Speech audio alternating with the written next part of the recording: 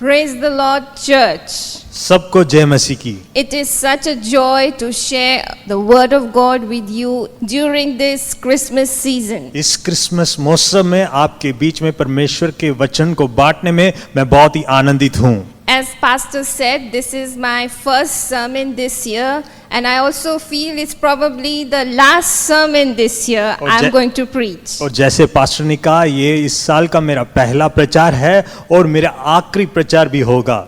It is also good to see Joel with us. और Joel को भी देखने में आनंदित हूँ। And we are so happy he is here so that we can have translation for you. और मैं बहुत खुश हूँ कि वो हमारे बीच में है ताकि हमारे साथ वो अनुवाद करें। I hope you are having a good season of this Christmas festiveness. इस क्रिसमस के त्योहार का मौसम आपके लिए बहुत ही असरदार और बहुत ही खुशी का मौसम होगा। And I want to share a word of God which is related to Christmas. और मैं क्रिसमस के संबंधित परमेश्वर के वचन को बांटना चाहूंगी। And the title for my sermon today is What's in a Name? और मेरे प्रचार का शीर्षक है नाम में क्या है। We all have a name. हम सबका एक नाम है। Sometimes we want to be called by our name, not when people say A, Oe, things like that. We like to be called by our name. और कुछ समय ऐसे होता है लोग हमें ए ओ ऐसे बुलाते हैं, लेकिन हम चाहते हैं कि लोग हमें अपने नाम से बुलाएं। Today I want to take a scripture from Isaiah 9:6. और ईसाया की किताब 9 उसके 6 से मैं एक वचन पढ़ना चाहूंगी And I'll read it for you. और मैं आपके लिए पढ़ती हूँ। For to us a child is born, to us a son is given, and the government will be on his shoulders, and he will be called Wonderful Counselor, Mighty God, Everlasting Father, Prince of Peace. क्योंकि हमारे लिए एक बालक उत्पन्न हुआ, हमें एक पुत्र दिया गया और प्रभुता उसके कंधे पर होगी और उसका नाम अद्भुत युक्ति करने वाला, पराक्रमी परमेश्वर, अनंत काल का पिता और शांति का राजकुमार रखा जाएगा। A person's name is the greatest connection between their identity and their individuality. एक मनुष्य का नाम उसकी पहचान के लिए, उसके तत्व के लिए बहुत ही जरूरी है। For some people, your name may be the most important thing in this world. हो सकता है कुछ लोगों के लिए उनका नाम इस पूरे पृथ्वी पर बहुत ही मुख्य होगा। Name is also a way to catch someone's attention easily. और नाम से हम किसी के भी नजर को, उनके अटेंशन को आकर्षित कर सकते हैं। It is also a sign of courtesy and respect when you call someone. और ये एक चिन्ह भी है आदर का, और जब आप उनके नाम से उन्हें बुलाते हैं। One of the most important decisions a parent has to make is what shall we name our baby? एक माता पिता एक अपने जीवन के बहुत ही मुख्य निर्णय को लेते हैं कि हम अपने बच्चे का नाम क्या रखें। And most parents spend hours debating on what to name their child. और कुछ माता पिता इस नाम को रखने के लिए बहुत समय या घंटों उसे निर्णय लेने में बिताते हैं। We realize that the names matter. हम जानते हैं कि नाम बहुत ही मुख्य है। We want to know, will that name have a meaning or an influence? और हम जानना चाहेंगे कि उसके नाम के पीछे क्या कोई अर्थ है या कोई इन्फ्लुएंस है। Sometimes we want to name our baby according to some popular person or a close friend or relative. और हम कभी-कभी अपने बच्चे का नाम किसी महान व्यक्ति के नाम के ऊपर रखते हैं या किसी अपने पारिवारिक रिश्तेदार के नाम पर रखते हैं। A few years ago, Pastor John and I went through a similar situation. और कुछ साल पहले पास्टर जॉन और मैं इसी दौर से गुजरे हैं। We wanted to name our first baby. हम अपने पहले बच्चे का नाम रखना चाहते थे। And many people predicted over our lives that we are going to have a baby boy. और बहुत सारे लोगों ने हमारे जीवन में भविष्यवाणी किया कि हमें एक लड़का होगा। And so we were ready with a baby name for a boy. तो हमने एक लड़के के ऊपर एक नाम रखना शुरू किया, But God had a bigger surprise for us. लेकिन परमेश्वर हमारे लिए एक बहुत बड़े सरप्राइज को उसने रखा। And we were born, we got a daughter and we named her Deborah, which took hours to decide what to name her. फिर हमें एक बेटी हुआ, उसका नाम हमने डेबोरा रखा, और इस नाम को रखने में हमने बहुत सारे समय लिया। We wanted a name for our child that would influence her life or have a captive thing in her life that would help her to move forward in life. और हम अपने बच्चों का नाम ऐसा रखना चाहते हैं कि उसके नाम प्रभावशाली हो और उसका नाम अंत तक बने रहे। So we didn't just want to name her Sweetie or Baby. We wanted her name with some impact in her name. और हमने उसका नाम स्वीटी या बेबी ऐसे नहीं रखा, लेकिन हमने उसका नाम डेबोरा रखा ताकि वो उसके नाम में कुछ प्रभावशाली बना रहे। So it is very important to have names over our life or to choose name for our future generation. तो ये बहुत ही मुख्य है, जब हम नाम रखते हैं या किसी का रखते हैं या पुकारते हैं, ये बहुत ही मुख्य है और प्रभावशाली भी है। Children get no choice when they are being named. और बच्चों के लिए कोई चॉइस नहीं होता जब उनका नाम रखा जाता है। That's why it is very important to name them well. तो ये बहुत ही मुख्य है कि हम उनका नाम अच्छी तरीके से रखें। So you just cannot name someone like, for example, Judas Iscariot. आप किसी बच्चे का नाम उदाहरण के लिए यहूदा इस्करियोत नहीं रख सकते। Sometimes you become the name that you represent. और कभी-कभी जो नाम आपका है उसी की तरह, उसी अर्थ की तरह आप बनते जाते हैं। For example, उदाहरण my name Karuna means loving kindness. उदाहरण के लिए मेरा नाम करुणा है, उसका मतलब है दया या कृपा। And for Pastor John, John means a gift or a follower of Christ. और पास्टर जॉन का मतलब है तोहफा या परमेश्वर का चेला। Sometimes we run across people who have names like John, Benny Hinn, Dinakaran. हम कभी-कभी किसी ऐसे मनुष्य से गुजरते हैं जिनका नाम जॉन हो सकता है या बेनी हिन या Dinakaran. It's like a long train. ये बहुत ही एक बड़ी ट्रेन की तरह है। You don't have to name your children after big spiritual leaders. आपको अपने बच्चे का नाम किसी बड़े आत्मिक लीडर के ऊपर रखने की जरूरत नहीं है। You need to name them according to the Bible and the meaning that they have in the names. और आपको अपने बच्चों का नाम जो बाइबल के अनुसार और उसके पीछे के अर्थ को जानने के बाद रखना जरूरी है। Now as we grow up or as a child grows up, और जैसे एक बच्चा बढ़ता है, we see that we want to become entitled. हम प्रभावशाली या महान बनना चाहते हैं। We want a title with our name. हम उसके साथ एक टाइटल को रखना चाहते For हैं। example, the most common ones are Mr., Mrs., Miss, like that. उदाहरण के लिए मिस्टर, मिसेस वगैरह वगैरह।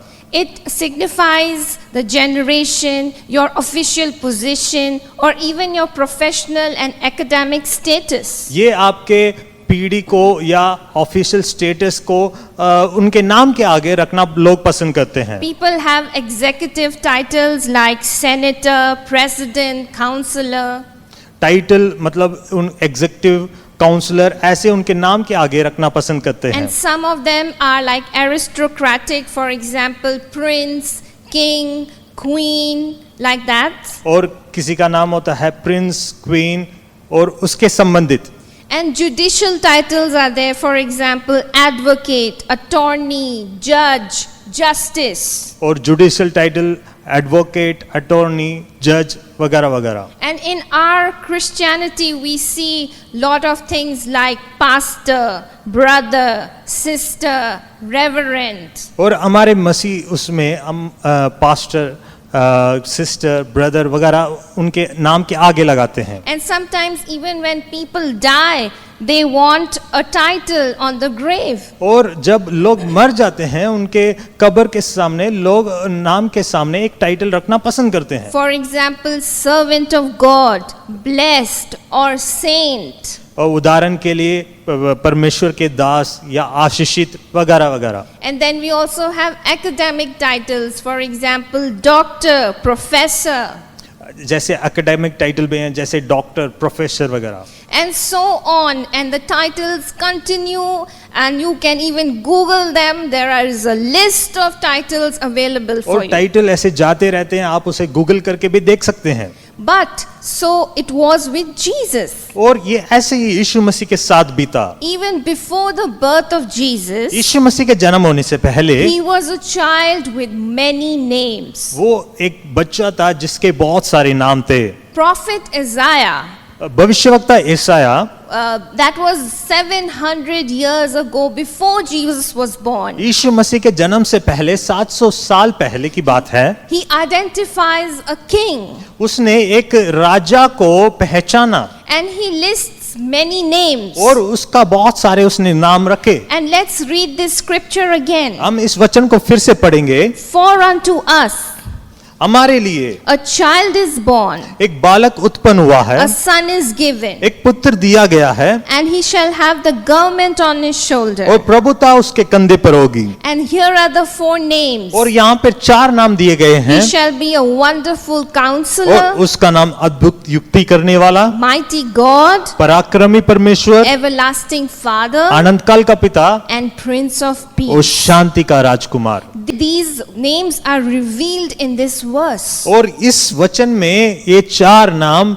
दिखाए गए हैं। And today I want to describe the meaning of these names. और इन नामों के पीछे का अर्थ आज मैं आपको बताना चाहूंगी। Every name unlocks a character of God. हर एक नाम के पीछे परमेश्वर का एक स्वभाव छिपा हुआ है। They teach us how to live.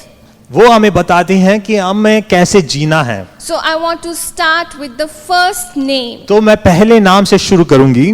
First is Wonderful Counselor. पहला है अद्भुत युक्ति करने वाला। When you look for the word counselor in dictionary, अगर हम डिक्शनरी में युक्ति करने वाला या काउंसलर का नाम देखेंगे तो the meaning is a person trained to give guidance on personal or psychological problems. तो उसमें दिया गया है कि एक इंसान जो सलाह देता है या अगुवाई करता है। We all look up to someone in our lives who give us counseling. हम अपने जीवन में ऐसे लोगों को देखते हैं जो हमें सलाह देते हैं। We start with our mom and dad. हम अपने माता पिता से उसे शुरू करते हैं। We can even have a brother or a sister. और हम अपने भाई और बहन भी हो सकता है। Some people even have mentors. और कुछ लोगों के अगुवे भी हैं। And for most of us believers, we have a counselor whom we call pastor. और हम विश्वासियों के लिए जिससे हम सलाह लेते हैं वो हमारी अगुवा एक पास्टर है।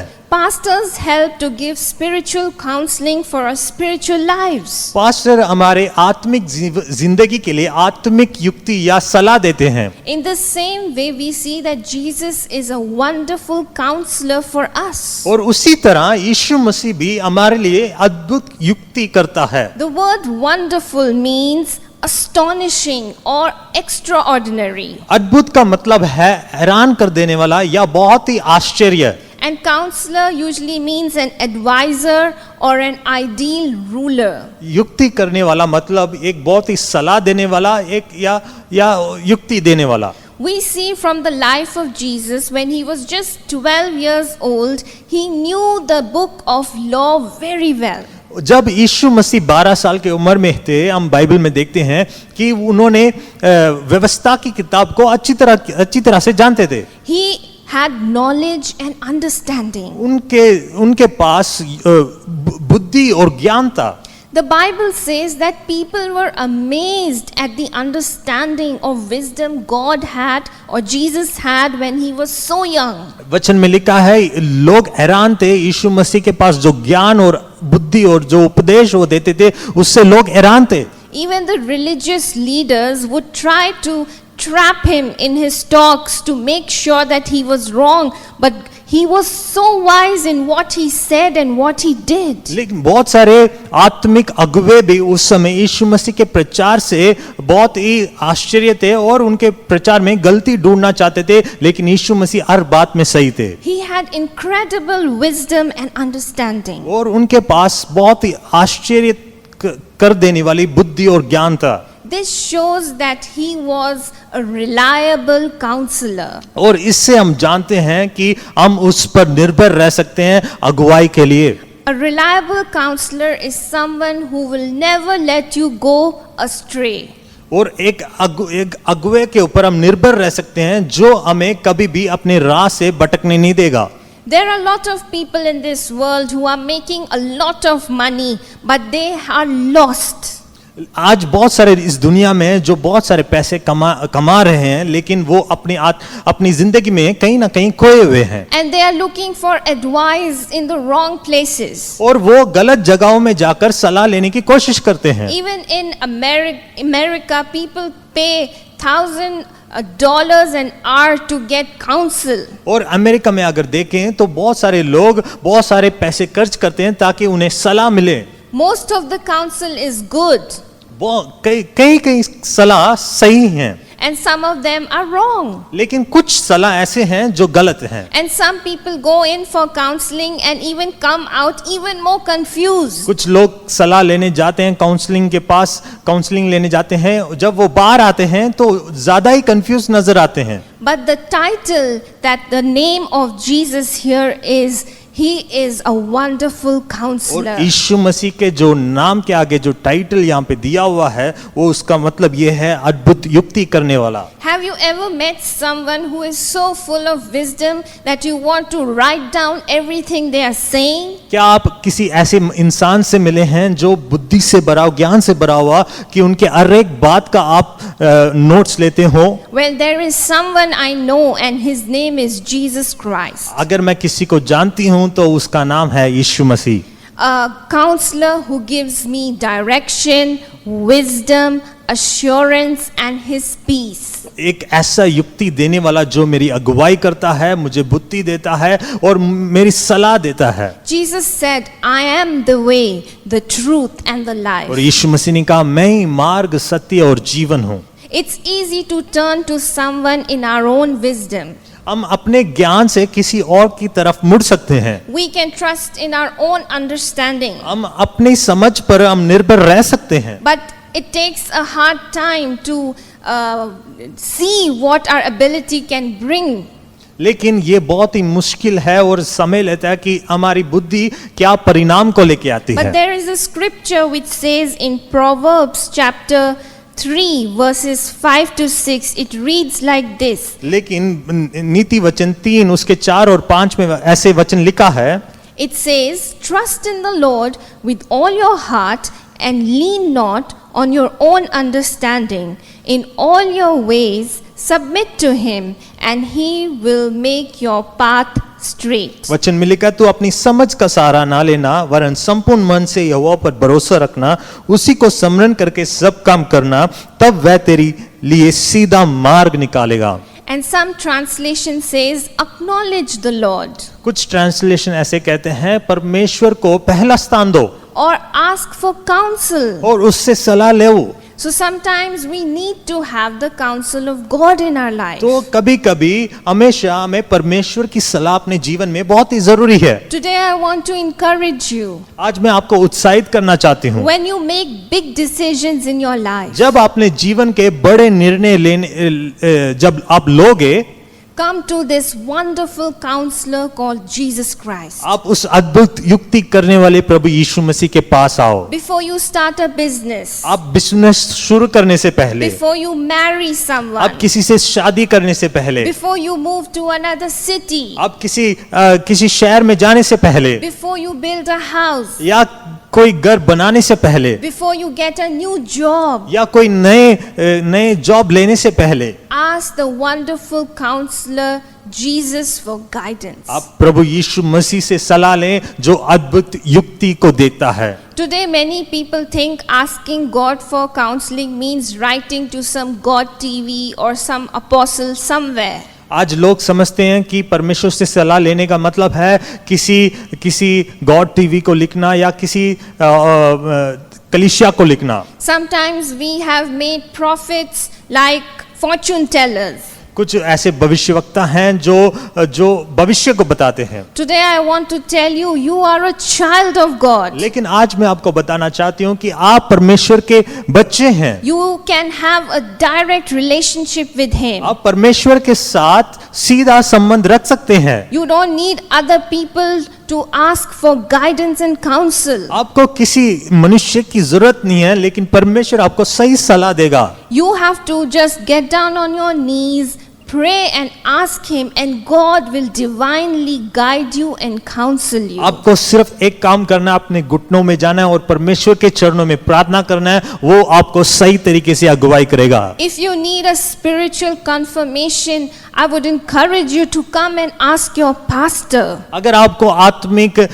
सच्चाई की जरूरत है तो आप अपने पास्टर के पास आकर पूछ सकते हैं, Because pastors know you. क्योंकि पास्टर आपको जानते हैं। They understand you and they know your situation. वो आपको समझते हैं, आपकी परिस्थिति को जानते हैं। Don't ask people who you have met just once in your lifetime. ऐसे लोगों से सलाह ना लें जिससे आप पहली बार मिले हैं। Try next time. दूसरे बार उनसे बात करें। Before you make a major decision, किसी बड़े सलाह लेने से पहले ask the wisest counselor, आप अद्भुत युक्ति करने वाले परमेश्वर से सलाह लें, and He is Jesus और Christ. उसका नाम है यीशु मसीह। So what is this child? ये बालक कौन है? He is a wonderful counselor. वो एक अद्भुत युक्ति करने वाला है। My second name is मेरा- Mighty God. मेरा दूसरा नाम है पराक्रमी परमेश्वर। Now it comes from a Hebrew word called El Gibor. ये नाम इब्रू शब्द से आता है L एबोर। El means God. L का मतलब है परमेश्वर, Gibor means mighty. गिबोर का मतलब है पराक्रमी। That means God is full of strength, power, and He is a hero for us. और इसका मतलब ये है कि परमेश्वर शक्तिशाली है और पराक्रमी है। In Isaiah 9, there was a prediction. इस ईसाया 9 में एक प्रेडिक्शन किया गया है। As we saw in the scriptures, that there will be a child and he will be named Mighty God. और जैसे वचन में हमने पढ़ा कि एक बालक उत्पन्न होगा, उसका नाम पराक्रमी परमेश्वर होगा। He would have God's power वो उसके पास परमेश्वर की शक्ति होगी, and he will come to save the world. वो आकर इस दुनिया को बचाएगा। Sometimes this mighty God is also like a military title. ये पराक्रमी एक मिलिट्री टाइटल को भी दे सकते हैं। He is a God who fights for his ये people. ऐसा परमेश्वर है जो अपने लोगों के लिए लड़ता है।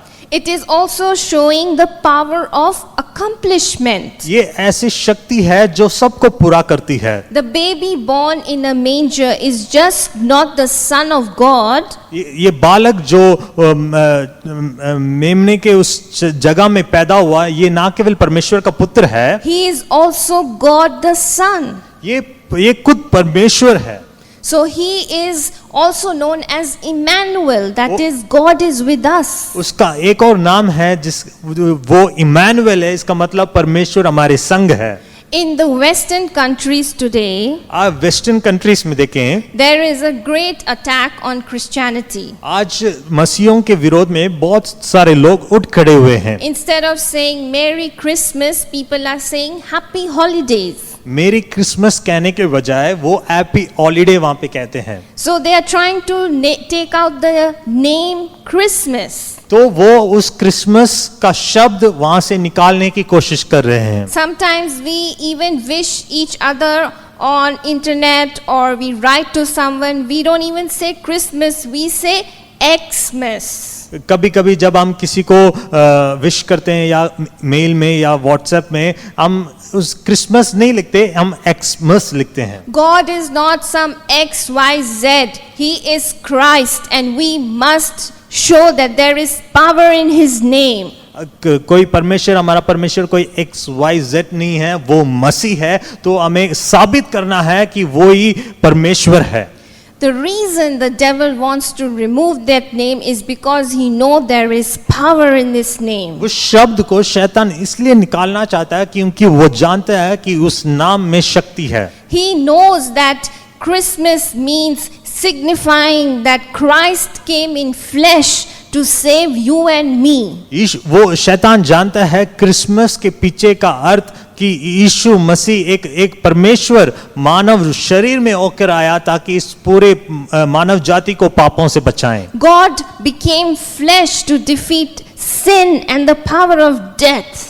यीशु मसीह परमेश्वर मानव शरीर में आया ताकि वो इस मृत्यु को और पाप पर फतेह पाए। The enemy is trying his best to take away the name that has power. लेकिन शत्रु हर कोशिश कर रहा है कि वो उस नाम को हटाएं क्योंकि उस नाम में शक्ति है। But God, Jesus was not a man, he was God. लेकिन यीशु मसीह वो ना केवल मनुष्य है लेकिन वो परमेश्वर है। He was a man in flesh who came down.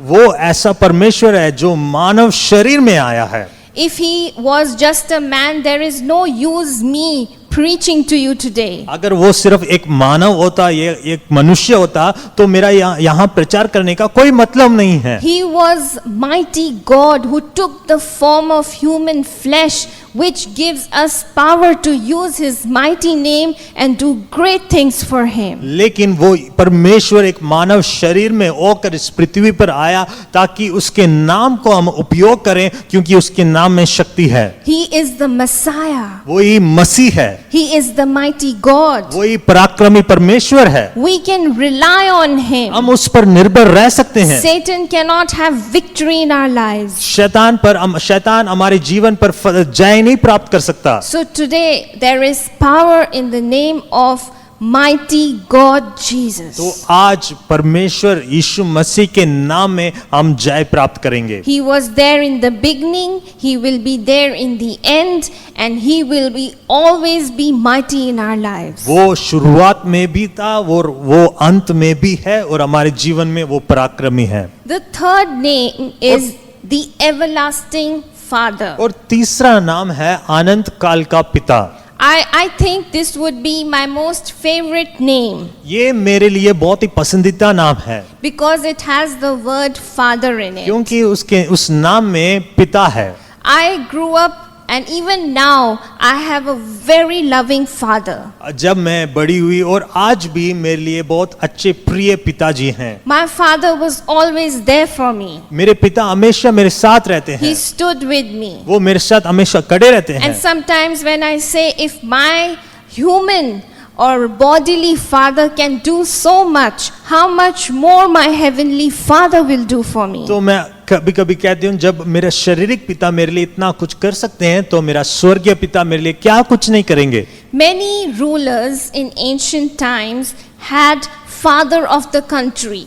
बहुत सारे जो रूलर हैं पुराने दिनों में वो किसी देश के पिता रह चुके हैं। Americans immediately think of George Washington. American सोचेंगे जॉर्ज वॉशिंगटन के बारे में। And in India we think of Mahatma Gandhi. और भारत में हम महात्मा गांधी के बारे में सोचते हैं। Why is father title or father name is so important? और पिता वो टाइटल इतना जरूरी क्यों है? Because it is viewed as a family. क्योंकि वो एक परिवार के साथ हमें जोड़ता है। Father is always there to provide for us, to protect us and be there for us. और पिता हमारी जरूरतों को पूरा करते हैं, हमारी रक्षा करते हैं और हमारे साथ हमेशा खड़े रहते हैं। So this child who was born had a title called the everlasting father. तो ये बालक जो उत्पन्न हुआ उसका जो शीर्षक लिखा है वो है अनंत काल का पिता। He will protect you. वो आपकी रक्षा करेगा। And he will provide for you. वो आपकी जरूरतों को पूरा करेगा। And as we saw earlier, the first two names, जैसे हमने शुरुआत में पहले दो नाम देखे, the third name is of the first two titles are more, I would say, non-personal but having Father, everlasting Father, makes it very personal to you. जैसे पहले दो नाम बहुत हमारे लिए बहुत पर्सनल नहीं है, लेकिन ये जो अनंत काल का पिता है ये हमारे लिए एक रिश्ते को जोड़ता है। The first two names of God shows his ability and power. और पहले दो नाम उसकी शक्ति को उसकी शक्ति को दिखाते हैं। But this third name, everlasting Father, makes it very intimate and personal. और लेकिन ये तीसरा नाम अनंत काल का पिता ये हमारे लिए एक रिश्ता, एक संबंध, एक बंधन को लेके आता है। Now this is very important for each of us because we need a father in our lives. क्योंकि ये हम सब के लिए एक बहुत जरूरी है, क्योंकि हमारे हर एक के जीवन में पिता बहुत जरूरी है। Now Isaiah is referring to Messiah as everlasting Father is the fact that he would be God. क्योंकि यहाँ पे भविष्यवक्ता यशायाह यहाँ पे उस बालक का नाम अनंत काल का पिता रखता है और वो परमेश्वर भी कहता है। Now if you remember when this prophecy first came to the Jews, they had no concept of what Trinity was about. जब ये पहला प्रकाशन यहूदी लोगों के पास आया तो उनके पास ट्रिनिटी का या त्रिएक परमेश्वर का कोई समझ नहीं था। They didn't conceive of God as both one and three at the same time. उन्होंने परमेश्वर को त्रिएक के रूप में पहले कभी नहीं देखा। That is God the Father, वो पिता परमेश्वर, God the Son, पिता परमेश्वर पुत्र and God the Holy Spirit. और पवित्र आत्मा। They only knew God as the Father. वो परमेश्वर को पिता करके जानते थे। So when Isaiah mentions, he says it as the everlasting Father. जब इज़ाया ने यहाँ पे प्रकाशन दिया तो वहाँ पे लिखा है कि वो अनंत काल का पिता है। God would be their savior.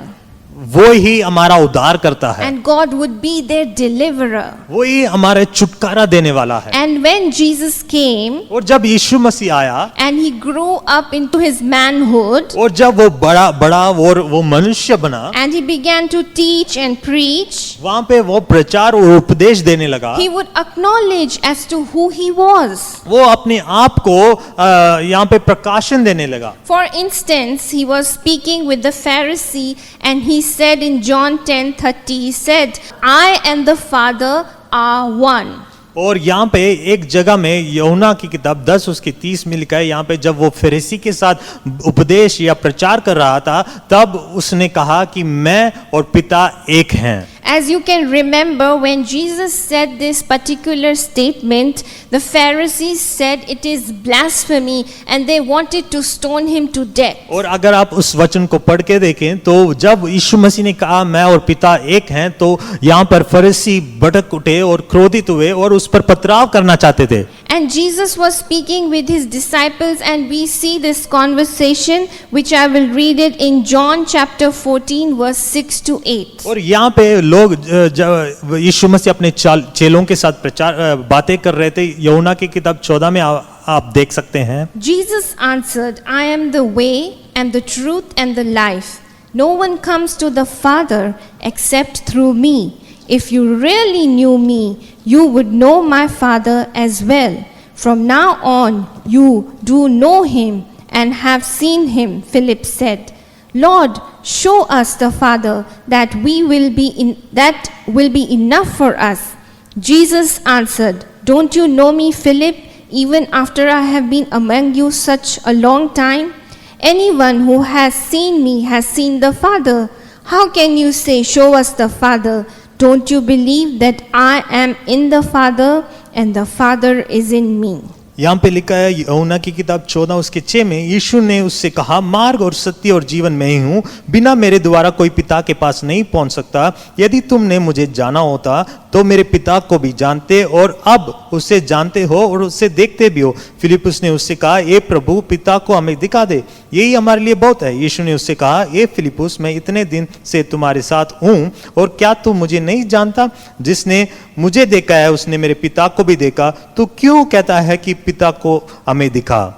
The children of Israel knew God only as Jehovah back then. Israel के लोग परमेश्वर को यहोवा करके सिर्फ पिता करके जानते थे। They could not understand this concept of Trinity. वो इस त्रिएकता की बारे में उनको इतनी समझ नहीं थी। And here Isaiah gives them a new title, or he gives Messiah a new title of an everlasting और Father. यहाँ पे ईसाया वहाँ पे एक नया टाइटल देता है कि वो अनंत काल का पिता है। I want to remind you today मैं आपको याद दिलाना चाहती हूँ that God is an everlasting Father. कि परमेश्वर अनंत काल का पिता है। As a father, he is invested in your life. वो पिता के रूप में वो आपके जीवन में है। He wants to see you succeed. वो आपको जयवंत के रूप में देखना चाहता He है। wants to give the best for your life. वो आपके लिए अच्छी वस्तुएं देना चाहता है। In Luke 11 to 13, Jesus says, "Which of you fathers, if your son asks for a fish, will give him a snake instead? Or if he asks for an egg, will give him a scorpion? If you, being true, though you are evil, know how to give good gifts to your children, how much more will your Father in heaven give the Holy Spirit to those who ask him." लूका 11 उसके 11 में लिखा है, तुम में से ऐसा कौन पिता होगा कि जब उसका पुत्र रोटी मांगे तो उसे पत्थर दें, या मछली मांगे तो मछली के बदले उसे सांप दें, या अंडा मांगे तो उसे बिच्छू दें। अंत जब तुम बुरे होकर अपने बच्चों को अच्छी वस्तुएं देना जानते हो, तो तुम्हारा स्वर्गीय पिता अपने मांगने वालों को पवित्र आत्मा क्यों ना देगा। As I said, my Father provided for me in every way he can. जैसे मैंने कहा, मेरे पिता मेरे हर एक जरूरतों को उन्होंने पूरा किया, But he also had his limitations. लेकिन उनकी भी एक सीमा है, एक क्षमता के अनुसार ही वो करते हैं। But there is a Father who does more than your human father. लेकिन एक पिता है जो आपके शारीरिक पिता से आपके लिए बहुत कुछ कर सकते हैं। And I want to show that there are three characters of God that we see him as a father. और एक पिता के रूप में हम परमेश्वर के अंदर तीन स्वभाव को देख सकते हैं। A father loves unconditionally. एक पिता अपने बच्चों को बहुत ज्यादा प्यार करते No हैं। matter what you do, right or wrong, his love is constant. लेकिन अगर आप गलत करें सही करें, उनका प्यार हमेशा बरकरार रहता है, हमेशा बना रहता है। A father always forgives the sins. और पिता हमारे पापों को क्षमा, हमारे गलतियों को क्षमा करते हैं। He forgives us and restores us. हमें गलती को क्षमा करते हैं, हम फिर से नया बनाते हैं। Sometimes we go far away from the Lord. वो कभी कभी हम परमेश्वर से दूर हो जाते हैं। Sometimes we make mistakes. कभी कभी हम गलतियां करते हैं। Yet when we choose to come back to him, he is there standing with his arms wide open. लेकिन जब हम मन फिराकर उसके पास आना चाहते हैं, तो वो अपने बाएं फैलाकर हमें अपनाने के लिए हमेशा तैयार रहता We है। see the story of the prodigal son, which shows the love of a father. वो हम एक उजड़ाऊ पुत्र के बारे में देखते हैं और उसके पिता, उसके प्यार के बारे में हम पढ़ते हैं। A father is always patiently waiting for you to come to him. एक पिता धीरज से इंतजार करता है ताकि आप उसके करीब आएं। And another character is a father also corrects you. एक दूसरा स्वभाव है कि पिता आपको सही करता है। Father will check you when you're wrong. अगर वो पिता देखते हैं कि आप कोई गलत ना करें। The only reason father checks is so that you don't fall into something dark and lose everything. और अब पिता इसलिए हमें देखते हैं कि आप कहीं गलत राहों पे ना जाएं या अंधेरे में न चले जाएं। So we know that God has a powerful name also called the Everlasting Father. तो हम देखते हैं कि परमेश्वर का एक और नाम है जिसका मतलब है अनंत काल का पिता। The fourth and the last name और चौथा और आखिरी नाम is Prince of Peace. वो है शांति का राजकुमार। When I was searching for the meaning Prince of Peace in the dictionary, जब मैं डिक्शनरी में प्रिंस ऑफ पीस के बारे में ढूंढ रही थी, It was very surprising for me to see the results. तो उसके परिणाम को देखकर मैं बहुत आश्चर्य हुई। It says a title given to Jesus Christ. उसमें लिखा है कि ये जो टाइटल है वो यीशु मसीह को दिया गया है। So the title Jesus Christ means he is also the Prince of Peace. जो यीशु मसीह के नाम के आगे जुड़ा हुआ है वो है शांति का राजकुमार। Now there were various roles described for Jesus. बहुत सारे स्वभाव या रोल यीशु मसीह के बारे में दिए गए हैं, Like a child, कि वो एक पुत्र है, a son, वो एक बालक है, a government, वो प्रभुता उसके कंधे पर होगी, a counselor, वो अद्भुत युक्ति करने वाला, father, अनंत काल का and पिता, a prince. वो शांति का राजकुमार। Despite it is mentioned last, it has a very important significance. हो सकता है वो आखिरी में बताया गया हो, लेकिन उसका बहुत ही मुख्य कारण है Prince of Peace. शांति का राजकुमार। Without peace today we cannot progress in life. शांति के बिना आज इस काल में हम अपनी जिंदगी में आगे नहीं बढ़ सकते। We live in a world where we see stress all around us. हम ऐसी दुनिया में आज रहते हैं जहां पर हर जगह दुख या दर्द या स्ट्रेस से भरा हुआ है। There is no peace in your job, there is no peace in your family, there is no peace in your marriage. काम में कोई शांति नहीं है, मैरिज में, परिवार में कोई शांति नहीं है, आपके रिश्ते में कोई शांति नहीं है। And therefore this Prince of Peace wants to bring that peace into your life. तो ये शांति का राजकुमार आपके परिवारों में, आपके रिश्तों में, आपके व्यक्तिगत जीवन में शांति को लेके आना चाहता है। The word prince means something like general of the army. Prince का मतलब है एक आर्मी का, एक आर्मी का सूबेदार। It is like a big position. तो ये एक बहुत बड़ी पोजीशन है। And recently we've been reading so many things happening in the world, rumors of war and things like COVID. People don't have peace. आजकल हम पढ़ते हैं कि बहुत जगह इस कोविड के कारण बहुत ज़्यादा समाचार फैला हुआ है और बहुत बार हम लड़ाई युद्धों के बारे में भी हमें सुनने में आता है। There is fear around us, fear of getting sick. People are not traveling, people are losing their jobs, there is financial struggle, there is no peace in it. और यहाँ पे देखते हैं कि डर हर जगह छाया हुआ है, बीमार होने का डर, लोग आजकल यात्रा नहीं करते हैं, पैसे की तंगी का डर, बहुत जगह में ये डर छाया हुआ है। Every day we are reading news of people being murdered, people dying. It makes you lose your peace. ये रोज हम समाचार पढ़ते हैं कि रोज लोग मर रहे हैं, लोग बीमार हो रहे हैं, युद्ध के समाचार, इससे हम डर जाते हैं। One of the greatest thing our world needs right now is peace. एक बहुत ही जरूरी चीज जो इस पूरी दुनिया को चाहिए वो है शांति। Mankind is striving hard to bring peace into the world. और ये मानव जाति शांति को लेके आने के लिए बहुत कोशिश कर रहा है। For example, the health department is trying to bring the vaccines so people can become peaceful. और आज हम देखते हैं कि लोग वैक्सीन की खोज में हैं ताकि लोगों के बीच में एक शांति आए। People are even searching for a peace of mind. लोग शांति के मन को भी ढूंढ रहे हैं। People are looking for different courses online, meditation online, going to here and there so that something can teach them about being peaceful. लोग आज बहुत प्रकार के काम को प्रयोग कर रहे हैं, योगा करते हैं, मेडिटेशन करते हैं, इधर उधर जाते हैं, ऑनलाइन क्लासेस अटेंड करते हैं ताकि उनके जीवन में शांति आए। But only one person today can bring that peace into your life. लेकिन एक इंसान जो आज आपकी जिंदगी में शांति को लेके आ सकता है, And that is Jesus Christ. वो है प्रभु यीशु And Masih. when Jesus brings that peace, जब यीशु मसीह वो शांति को लेके the आता है, Bible says बाइबल में लिखा है that it is beyond our understanding, the peace that passeth our understanding, that peace God brings into our वो life. परमेश्वर ऐसी शांति को लेके आता है जो आपकी समझ से परे है। So give this Prince of Peace an opportunity in your life. तो इस शांति के राजकुमार को अपनी जिंदगी में एक जगह, एक मौका दें। Invite him into your life. अपने हृदय में, अपने जीवन में उसका स्वागत करें। He is a father who is a Prince of Peace, waiting with his arms wide open to welcome you in his peace that no one can take away from वो you. ऐसा पिता है, वो शांति का राजकुमार है। वो आज भी आपके लिए, आपको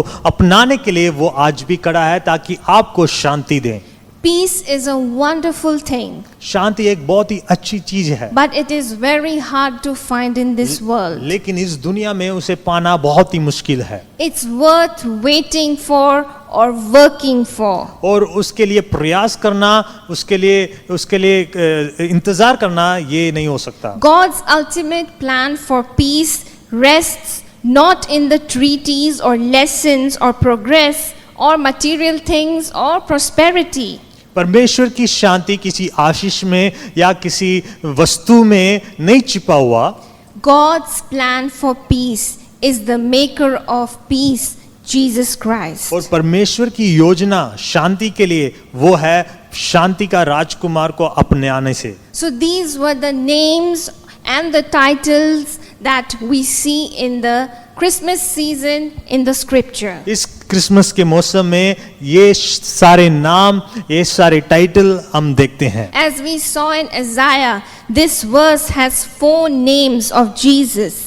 और जैसे ईसाया में हमने पढ़ा, यीशु मसीह के ये 4 नाम दिए गए If हैं। you are confused, अगर आप कंफ्यूज हैं he is a wonderful counselor. तो वो अद्भुत युक्ति करने वाला है। If you are weak, अगर आप निर्बल हैं he is a mighty God. तो वो पराक्रमी परमेश्वर है। If you are scared, अगर आप डरे हुए हैं he is an everlasting तो father. वो आपके लिए अनंत काल का पिता है। If you are disturbed, अगर आप शोकित हैं he is the Prince of Peace. तो वो शांति का राजकुमार है। So, as the scripture says, for unto us, जैसे वचन में लिखा है हमारे लिए, the most important part of our verse is the first 3 words, for unto us. बहुत ही मुख्य व्याख्या जो हमारे लिए लिखा हुआ है वो बहुत जरूरी है। The gift of Christ is a personal gift of God to us. परमेश्वर की तोहफा वो व्यक्तिगत के लिए परमेश्वर हमें देता है। A gift requires a response. और एक तोहफे के लिए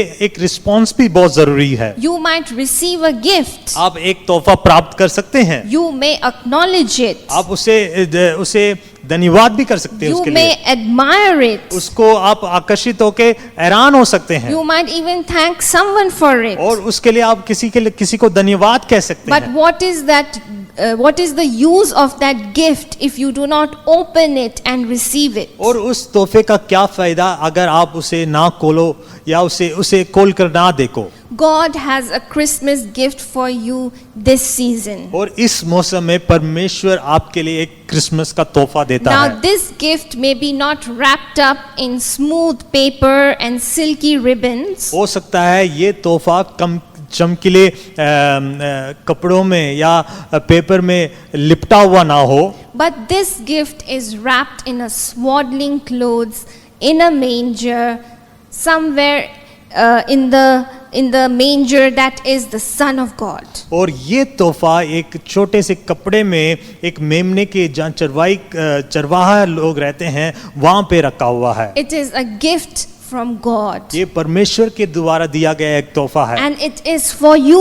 वो आपके लिए है The gift is still there. और वो तोहफा आज भी वहां मौजूद है। The gift only has to be received personally. और उस तोहफे को व्यक्तिगत के रूप में उसे प्राप्त करना जरूरी है। You cannot really enjoy your Christmas without looking into the Father's heart and knowing that He loves you. आप इस क्रिसमस का मौसम इतने आनंदित के साथ नहीं बना सकते जब तक आप परमेश्वर के हृदय, पिता के हृदय में जान कर देखो कि उसकी योजना क्या है। So this Christmas you have got a gift and it is in your hands to receive it. तो इस क्रिसमस में परमेश्वर आपके हाथों में एक तोहफा देता है, तो ये आपकी जिम्मेदारी है कि आप उसे प्राप्त करें।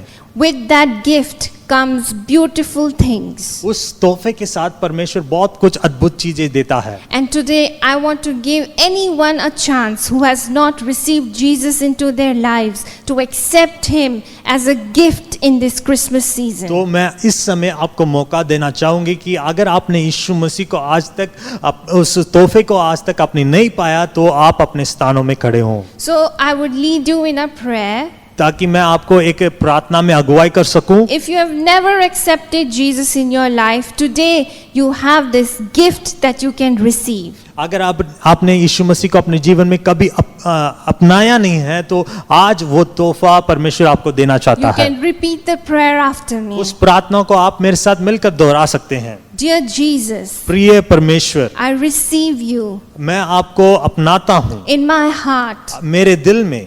I believe that you are the Lord and Savior. मैं विश्वास करता हूँ कि आप ही उद्धार करता हैं और आप ही परमेश्वर हैं। You have washed me and cleansed me from my sin. आपने मुझे मेरे पापों से धोकर शुद्ध किया है Through your precious blood, आपके बहुमूल्य लहू के द्वारा। you came into this world आपने जो इस दुनिया के लिए बहाया है so that I could have everlasting life. ताकि मैं उसके द्वारा अनंत जीवन को प्राप्त कर सकूं। Jesus, today I accept you as my Lord. यीशु, मैं आज आपको परमेश्वर के रूप में ग्रहण करता हूँ। Be a part of my आप life. मेरे जिंदगी का हिस्सा बने। In Jesus' name I pray. यीशु मसीह के नाम से मैं प्रार्थना करता हूँ। Amen. आमीन। If you have received Jesus in your life today, अगर आपने यीशु मसीह को अपने जीवन में अपना लिया है तो today is the best gift you have received. तो आज आपने अपनी जिंदगी का सबसे बड़ा और अच्छा तोहफा आपने पाया है। Heaven rejoices with you. और स्वर्ग आपके साथ मिलकर आनंद मनाता And है। we, along with church,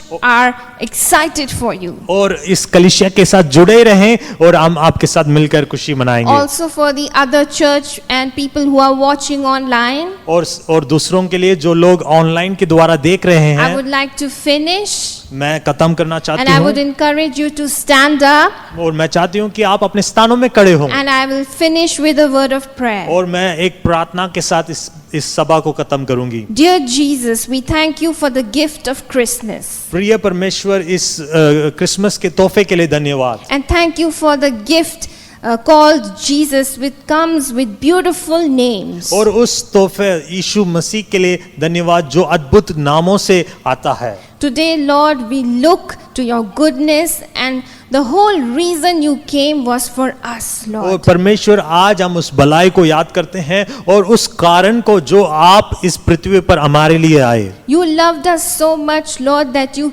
decided to come in human form to be one of us, to walk like us and talk like us. प्रभु, आप हमसे इतना प्यार किया कि आप एक मानव शरीर में होकर इस पृथ्वी पर आया ताकि आप हमारे संग चल सकें, हमारे साथ बात कर So सकें। this Christmas we rejoice in your birth, O Lord. तो परमेश्वर, इस क्रिसमस के मौसम में हम प्रभु आपके जन्म के लिए हम आनंद और खुशी मनाते हैं। Thank you for coming for us. हमारे लिए आने के लिए धन्यवाद। Thank you for giving us a purpose in life. प्रभु, हमारे जीवन में एक योजना के लिए धन्यवाद। Thank you for working in our lives. परमेश्वर, हमारे जीवन में आप काम कर रहे हैं, इसलिए Even धन्यवाद। in this Christmas season, प्रभु, इस क्रिसमस के मौसम में भी I pray, Lord, that you will be a wonderful counselor to all the people who follow you. प्रभु, मैं प्रार्थना करती हूँ हर एक के लिए आप अद्भुत युक्ति करने वाले बने Be a mighty God for every situation they are in. और हर एक परिस्थिति में आप उनके लिए पराक्रमी परमेश्वर बने। And Lord, that you will be a Prince of Peace in every area of their life. प्रभु, उनके जीवन के हर एक हिस्सों में आप उनके लिए शांति का राजकुमार बने। And you will be that everlasting Father who stands there waiting for us to come back. और आप हर एक के लिए अनंत काल का पिता बने जो हमारे लिए इंतजार करके हमें अपनाने के लिए तैयार रहता है। Thank you for being such a wonderful God. प्रभु, हमारे लिए इतने अच्छे परमेश्वर होने के लिए धन्यवाद। We love you, Jesus. हम आपसे प्यार करते हैं प्रभु। In Jesus' mighty name we pray. यीशु मसीह के सामर्थी नाम में मानते हैं। Amen. आमीन। God bless you and have a great week and Merry Christmas. परमेश्वर आपको आशीष करें। ये हफ्ता आपके लिए बहुत अच्छा निकले और आप सबको मेरी क्रिसमस।